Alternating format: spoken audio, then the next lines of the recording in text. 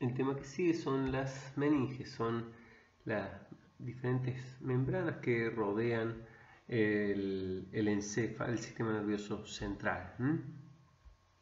Tenemos la piel, el hueso del cráneo y por debajo tenemos las tres meninges de las que vamos a hablar: la dura madre, la aracnoide y la pía madre.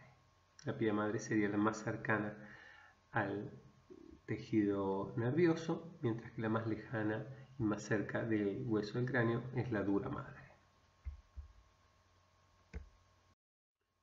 Comencemos por la dura madre. Bien, lo primero que hay que saber es que son dos capas que casi siempre están unidas. Esta es la dura madre, aquí está unida y aquí está separada. Aquí se ven las dos capas de las que hablaba. La capa endóstica o perióstica es la que está siempre rodeando al hueso del cráneo, mientras que la que está por debajo va a rodear al encéfalo y se va a llamar capa meningea. La capa meningea de la dura madre, al seguir al encéfalo, va a generar algunas divisiones, como son la hoz del cerebro, que va a dividir un hemisferio del otro, el tentorio o tienda del cerebelo, que va a dividir el cerebelo de los lóbulos occipitales, del resto del encéfalo. La hoz del cerebelo, que va a dividir los dos hemisferios del cerebelo.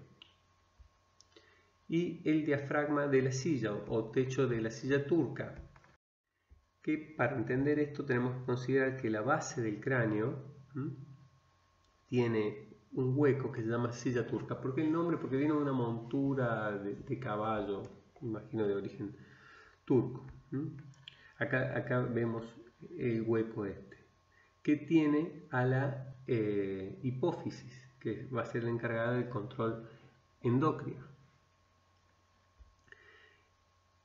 En este caso, la capa meningea va a seguir a la hipófisis, mientras que la perióstica va a seguir el cráneo.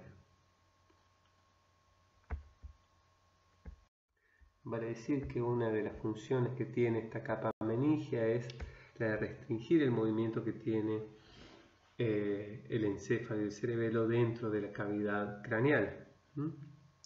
Al dividir los hemisferios del encéfalo, del cerebelo, a su vez el cerebelo del encéfalo, hace que se pueda mover menos toda esta masa dentro del hueco que genera el cráneo. De no estar esta capa meningea, estaría más libre todas estas acciones. Y otra de las funciones es generar unos espacios que llaman senos venosos. Tengan en cuenta que acá tenemos una capa que sigue al cráneo y acá una capa que sigue a un hemisferio, por ejemplo. Se genera un espacio que tiene una función muy particular, que es la de absorber el líquido cefalorraquídeo y recibir la sangre que fluye a través del cerebro. Ya lo vamos a ver cuando veamos el líquido cefalorraquídeo, pero acá tenemos prolongaciones de la siguiente meninge que van a volcar estos líquidos y a su vez un sistema vascular va a tomarlos. Para que quede claro, imagínense que tienen tres bolsas y dos naranjas. Cubren una naranja con una bolsa y la otra naranja con la otra bolsa. Acá tenemos las capas meningeas de estas naranjas. Y a esas dos bolsas las ponemos adentro de la tercera bolsa. Apretamos la tercera bolsa y lo que nos va a quedar es, querramos o no, algunos espacios, algunos huecos entre una naranja y la otra. Esos espacios son equivalentes a estos que estamos viendo acá. No son los únicos los que están entre los hemisferios. Acá tenemos una guía de diferentes senos venosos que podemos encontrar, de pliegues que se hacen sin querer a partir de la separación entre las dos capas de la dura madre. La dura madre posee una gran inervación nerviosa. Tiene inervaciones tanto de nervios craneales, de los pares craneales, raquídeos y también de la rama simpática del sistema nervioso autónomo. Las terminaciones sensitivas acá van a ser las responsables, por ejemplo, de las sensaciones como la de cefalea, dolor de cabeza. A su vez tiene una gran inervación vascular. Muchas arterias están inervando toda la meninge, lo cual puede generar a través de lesiones las conocidas hemorragias, que ahora vamos a ver. Las hemorragias del sistema vestibular en la dura madre pueden generar hematomas que, en función de dónde se generen, pueden ser epidurales y subdurales. Si se generan por encima de la meninge de la dura madre, son epidurales, mientras que si se generan por debajo de la dura madre, son subdurales. Acá tenemos otro caso de un hematoma intercerebral, que una lesión también podría generar la rotura de un vaso, dentro del encéfalo, y también genera un derrame. En este caso, más allá de el riesgo que puede generar cuando se corta la inervación sanguínea a una región, también hay que evaluar el riesgo que provoca la aglutinación del coágulo, que genera un aplastamiento de diferentes regiones, y muchas veces se hacen evidentes, se manifiestan este tipo de lesiones a través de la sintomatología neurológica que puede llegar a traer. De esto seguramente nos va a hablar el profesor Santiago Redondo en los prácticos que van a venir próximamente. La meninge que sigue son las aracnoides, que, como habíamos dicho, quedan por debajo, acá está la dura madre, por debajo de la dura madre meningea. Es una capa impermeable y se separa de la pía madre por este espacio que se llama espacio subaracnoideo, que está formado por unos pelitos que forman como una telaraña, de ahí el nombre de aracnoides. Estos películos se llaman trabéculas. Y por acá corre el líquido cefalorraquídeo. Bien, y otra particularidad de esta meninge es que se puede prolongar, acá están las aracnoides, se pueden prolongar a lo que vemos recién, que eran los senos venosos, para depositar el líquido cefalorraquídeo. Acá tenemos una imagen, una foto real de las trabéculas. Y la última capa meningea es la pía madre. La pía madre sería la madre cuidadosa, la que está más cerca del cerebro. Tapiza el cerebro, cubre las circunvoluciones y desciende por los círculos. Va a estar pegado siempre a los pliegues que tiene el cerebro. Y por otra parte forma parte del plexo coroideo, que eso lo vamos a ver cuando veamos líquido cefalorraquídeo. Estas meninges son de todo el sistema nervioso central, no solo del encéfalo. Por lo tanto, siguen a través de la médula. La médula continúa teniendo estas tres meninges, con algunas particularidades en cada uno y hasta donde llega. Pero en términos generales, se mantienen y se acompañan al sistema nervioso central hasta que comienza el periférico, fusionándose con las raíces de los nervios.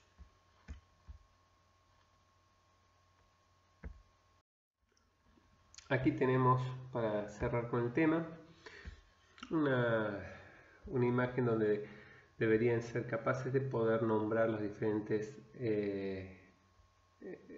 regiones, estructuras que se están señalando a través de las flechas. Cualquier duda con poder hacer esto lo podemos resolver en la consulta de la clase.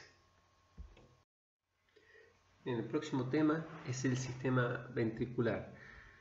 Los ventrículos son las cavidades que tiene el sistema nervioso central, el encéfalo.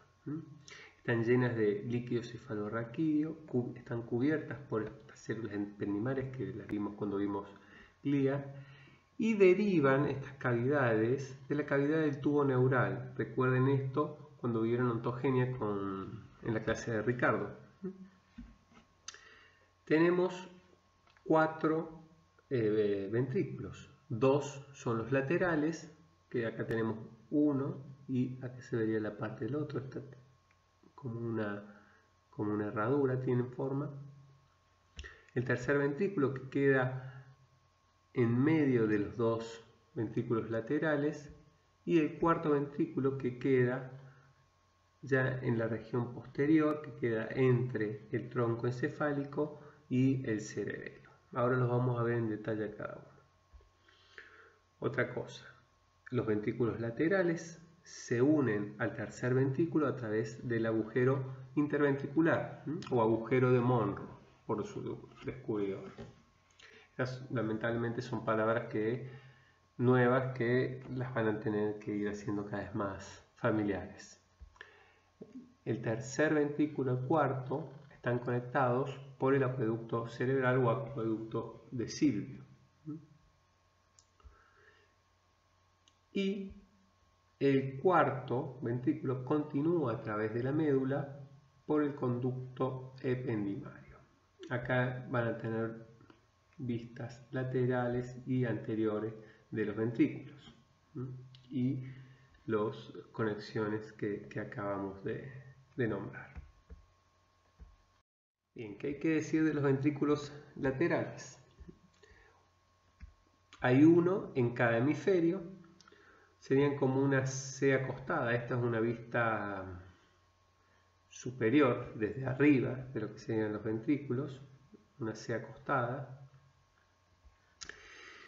que tienen un cuerpo, tienen una asta o columna anterior, una posterior y una inferior. Esto estaría más cerca de la base del encéfalo. Están conectadas por un foramen o hueco interventricular. Foramen significa hueco. Ustedes cuando hagan el práctico de macroscopía del cerebro de la vaca lo van a poder ver de manera muy clara. Cuando hagan un corte sagital, el corte sagital es como si fuera raya al medio que divide un hemisferio del otro, van a poder meter la mano dentro del ventrículo lateral y van a poder ver esta forma de C con el dedo, guiándose con el dedo índice.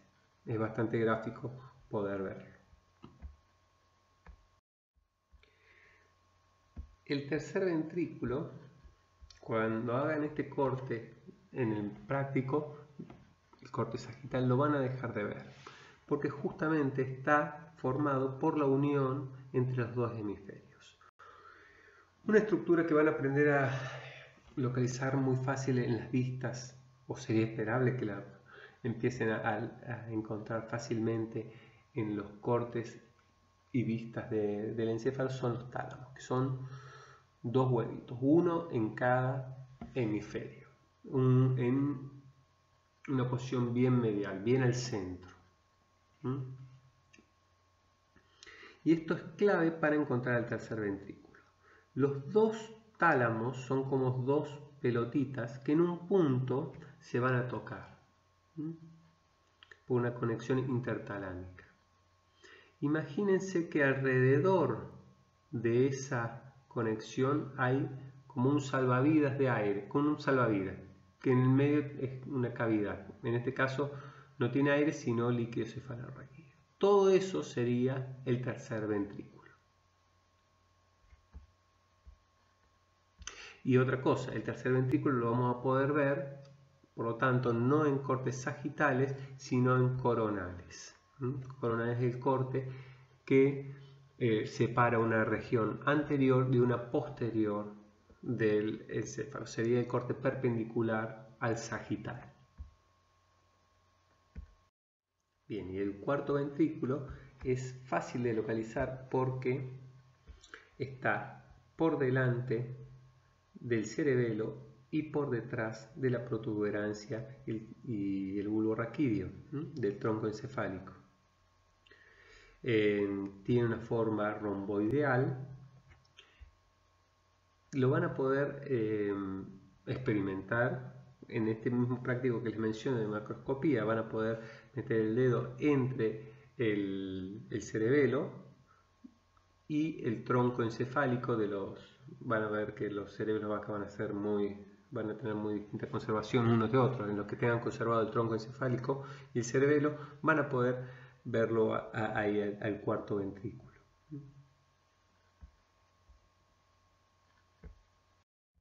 Y en estas dos imágenes creo que podemos apreciar los cuatro ventrículos y sus conexiones. Acá tenemos esta forma de ser del lateral izquierdo. Acá tenemos el tercero con este hueco que les decía en el medio en forma de salvavidas, y acá tenemos el cuarto entre el cerebelo y el tronco encefálico. Bueno, acá lo tenemos de manera más clara sin el resto del encéfalo, que tenemos los laterales, que son los más grandes de todos, que se pueden ver el cuerpo, el cuerno anterior, posterior y el inferior, que se conectan al tercero por el agujero interventricular, el agujero con esta cavidad dentro de cavidad en el medio, que por esta serie de interconexión intertalámica. Acá tendríamos un tálamo y por detrás el otro tálamo, que se conectan por el acueducto cerebral con el cuarto ventrículo. Acá tendríamos el cerebelo y acá el tronco encefálico. Y por último, esta imagen ya es más conocida, es un corte transversal de la médula, una sección de la médula donde se ve esta mariposa que es de sustancia gris alrededor de la sustancia, rodeada por la sustancia blanca, la región anterior, la región posterior, los pares craneales, las raíces ventrales y las raíces posteriores. Estas eran aferentes sensoriales, estas eran eferentes motoras, simplemente para recordar. Y en el medio, a lo que queríamos llegar, es el canal del epéndigo. Cómo continúa este sistema de cavidades ventriculares a través de la médula. Nuestro próximo tema está vinculado al anterior, es el líquido cefalorraquídeo, lo que circula a través de los ventrículos. Lo van a encontrar en los manuales abreviado de manera así, LCR. Tenemos alrededor de 150 mililitros de líquido cefalorraquídeo, bastante poco, media taza, un poco más de media taza de té sería. Se recambia totalmente cada 5 horas, no siempre el mismo líquido, y su función principal es la de amortiguar los choques o desplazamientos bruscos que podemos hacer con la cabeza cuando la movemos. Imagínense tener dentro de un balde una pelota sin líquido y muevan el balde. Esa pelota va a chocar con todas las paredes del balde. Pero ahora pónganle líquido. Van a ver cómo, y con la misma sacudida van a ver cómo el líquido hace que se amortigüen los golpes que tiene la pelota sobre el balde. Lo mismo hace el líquido cefalorraquídeo con los golpes que puede dar el encéfalo con las paredes del cráneo. También al generar un contexto flexible, regula la presión intercraneal, colabora con la nutrición de las diferentes regiones del encéfalo y también se encarga de llevarse la basura, los metabolitos que se van generando en el sistema nervioso central. Otra de las funciones puede ser la de contribución en la vía de secreciones hormonales que se van generando en la glándula hipófisis. El líquido cefalorraquídeo es generado en los plexos coroideos, algo creo que hablamos anteriormente de esto. Los plexos coroideos son pliegues de la pía madre donde también participan, ¿se acuerdan? Las glías ependimarias, particularmente las llamadas células epiteliales coroideas.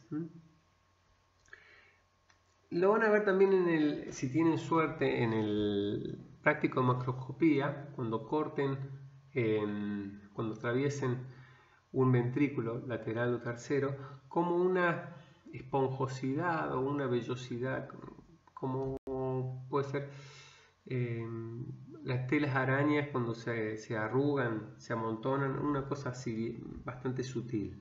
Es eso que está dentro de esta cavidad. Acá se ve en diagramas los plexos coroideos. Una vez que se genera el líquido cefalorraquídeo, no se queda en los ventrículos, sino que comienza a circular entre ellos por el canal ependimario y a través del espacio subaracnoideo que habíamos dicho antes.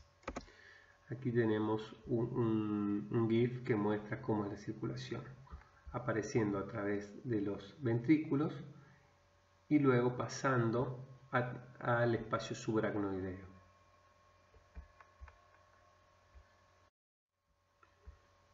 Para que finalmente sea absorbido en lo que hemos llamado los senos venosos, esos espacios que se generaban entre la capa perióstica y meningia de la dura madre. Tenemos las granulaciones aracnoideas, que son estas vellosidades del aracnoide que entra a este espacio, el seno velloso, deposita el líquido cefalorraquídeo y cuando excede el nivel de presión que puede aguantar el seno, el sistema linfático lo recoge. Cuando existen problemas en la absorción del líquido cefalorraquídeo, lo que vamos a tener es una acumulación de líquido, lo que puede generar la hidrocefalia, que son estas inflamaciones de todo el sistema nervioso central.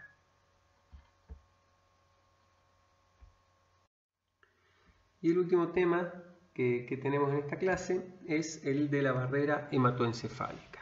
Cuando nos dicen barrera nos imaginamos algo que no va a dejar entrar algo, en este caso la pelota al arco, pero más bien la barrera hematoencefálica funciona como un colador, algo que filtra, que deja pasar algunas cosas, pero otras no. Esta idea de barrera que no dejaba pasar surge por estudios que se llevaron a cabo a finales del siglo XIX y hasta los años 1920, en los que, buscando formas de teñir los tejidos orgánicos, los tejidos de los animales, se inyectaban. Paul Ehrlich era el que lo descubrió primero, inyectaba a los animales en torrente sanguíneo con diferentes pinturas. El azul de Evans es uno de los que él utilizó, y después veía que en los tejidos post-mortem, cuando estaban muertos los animales, estaba todo el cuerpo teñido menos el sistema nervioso central del animal. Después realizaron discípulos de él pruebas siguientes que se hacían lo opuesto, se inyectaban el cerebro, luego cuando tomaban los tejidos del animal veían que cualquier otro órgano del cuerpo que no sea el sistema nervioso central no estaba teñido. Esto dio la idea de que existía una barrera que no dejaba pasar lo que estaba por fuera del sistema nervioso y a su vez lo que estaba dentro no lo dejaba salir. De ahí que viene la idea de barrera. Mientras más se fue estudiando, se fue viendo que hay una permeabilidad muy selectiva de lo que puede entrar y lo que puede salir. a partir de esta selectividad entre lo que deja pasar y lo que no deja pasar, es que la barrera hematoencefálica es un neuroprotector, es el neuroprotector más importante que tiene el sistema nervioso central. Los capilares que llegan al sistema nervioso están rodeados, ¿se acuerdan de las glías de los astrocitos?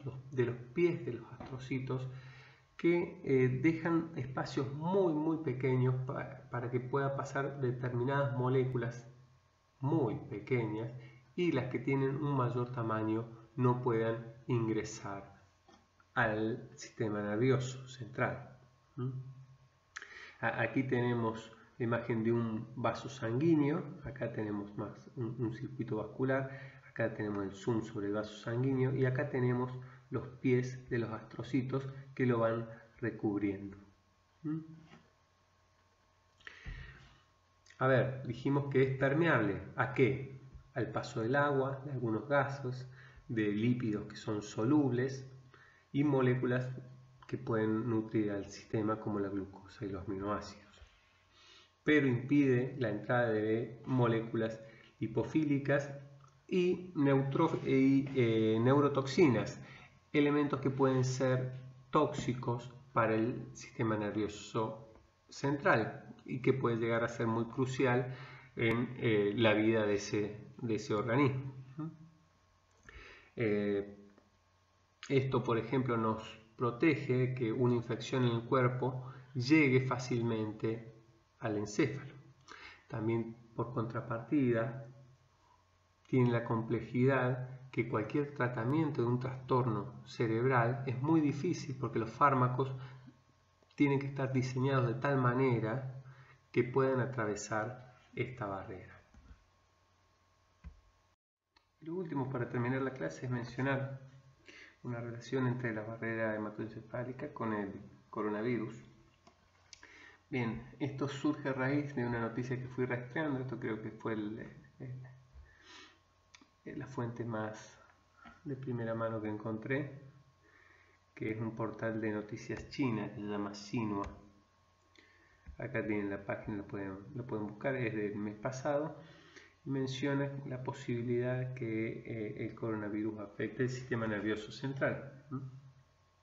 Y termina mencionando que la Comisión Nacional de Salud China publicó el mes pasado una versión para el plan para el diagnóstico y tratamiento del COVID-19 en el que aclaran que podría generar congestión, edemas y degeneración de los tejidos cerebrales. Bien, la noticia, si la quieren ver, relata el caso de una persona que fue a un hospital de Beijing en el que le hicieron que manifestaba algunas alteraciones de conciencia y pudieron demostrar por técnicas de neuroimagen que tenía una encefalitis, una inflamación del encéfalo.